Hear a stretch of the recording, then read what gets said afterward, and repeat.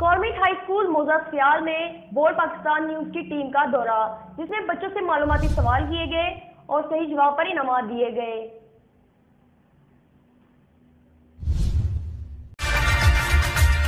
नाज़रीन, बोर्ड पाकिस्तान के साथ एक मुनफरिद किस्म का प्रोग्राम लेके आपकी खिदमत में हाजिर हैं। यहाँ पे हम इन बच्चों से कुछ सवाल पूछेंगे। यहाँ मौजूद हैं हम गवर्नमेंट हाई स्कूल मौजा सियाल में।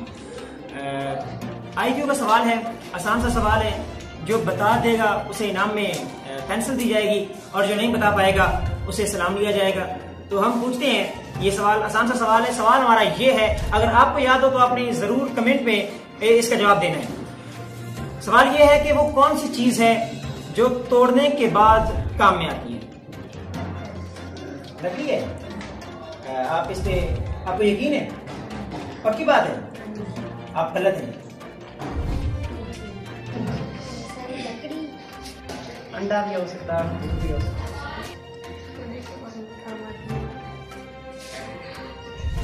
सोचिए। लकड़ी भी है।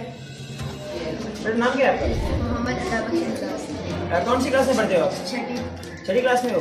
अच्छा, आपका सवाल है कि यहाँ पे हम मौजा सियाल में खड़े हो गए। ये कौन सा जिला में वाक़ है? जिला फैसलाबाद। पक्की बात है? नहीं, कंफर्म है? तालीम इस बच्चे के लिए क्या रहता है आपको? सुनाए।